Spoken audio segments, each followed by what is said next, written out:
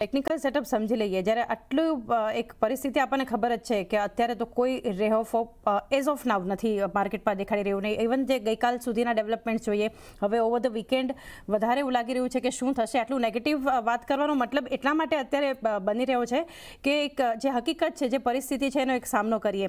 Technically જોવા જઈએ, Nifty bank શું સ્ટ્રેટેજી રાખવી જોઈએ સોમિલ હવે આટલા ઘટાડે? કારણ કે આજનું સેટઅપ હેન્ડઓવર નેગેટિવ છે. ગઈકાલે આ સપ્તાહનો લો બનાવ્યો છે નિફ્ટીમાં, અને આજે એનાથી પણ વધારે ઘટાડાના સંકેતો આપણને ગિફ્ટ નિફ્ટી આપી રહ્યું છે. Good morning to everyone. તમે 13 ધ ફ્રાઈડે ધ 13th ની વાત કરતા હતા.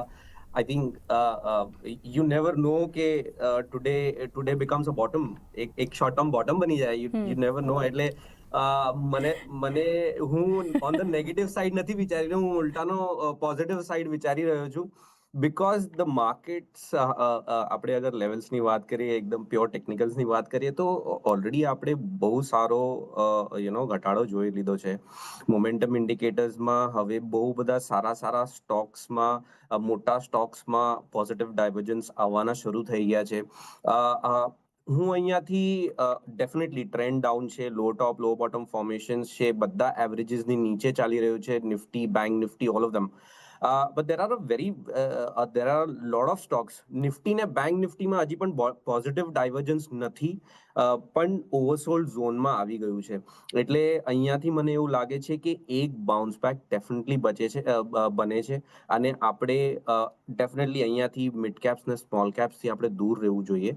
હાવેવર, જે લાર્જ કેપ્સ છે, જેની અંદર ઓલરેડી એક અપટ્રેન્ડ ચાલી રહ્યો છે, એની અંદર આપણે વધારે ફોકસ કરવું જોઈએ. અને અહીંયાથી એક શોર્ટ પોઝિશન લેવાની સલાહ તો હું નહીં જ આપું. આપણે દૂર રહેવું. અગર ઇફ કંઈક કમ્પલ્શન ન હોય તો આપણે માર્કેટથી થોડીક વાર માટે દૂર રહેવું, જ્યાં સુધી એક રિવર્સલ ન મળી જાય.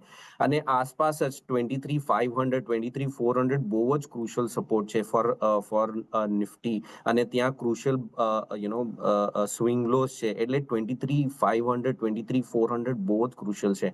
હવે અહીંયાથી અગર આપણને બાઉન્સ મળે છે તો ઉપરમાં આપણે પાછા જે ગેપ આપણે છોડ્યો તો અરાઉન્ડ 24,400 24,500, ત્યાં સુધી આપણે બાઉન્સ કરી શકીએ છીએ. પણ આપણે પ્રિએમ્પ્ટ ન કરવું અત્યારે, કેમ કે એક ફોલિંગ નાઇફ છે. પ્રિએમ્પ્ટ ન કરવું. એક પોઝિટિવ ક્લોઝ આવે ડેલીમાં, ત્યાંથી મને લાગે છે કે ઉપરની તરફ પાછો એક બાઉન્સ આપણે એક્સપેક્ટ કરી શકીએ છીએ. પણ અત્યારે the strategy should be to stay away from the index, અને આપણે લાર્જ કેપ્સ અને વેલ્યુ સ્ટોક્સ પર વધારે ફોકસ કરવું. ઇન્ડેક્સથી તો ક્લિયરલી દૂર રહી શકો છો. લાર્જ કેપ વેલ્યુ સ્ટોક્સ પર એક ફોકસ, અને હોપફુલી મારી જેમ ઘણાનો કદાચ ભાઈ જે હશે વ્યુઅર્સનો પણ એ આજે સાચો ન પડે, અને ગૌરાંગ સર અને સોમિલ જે રીતે એક ઓપ્ટિમિઝમ બતાવી રહ્યા છે એ આજે જીતે, એ જ એક આશા બજાર માટે. પરંતુ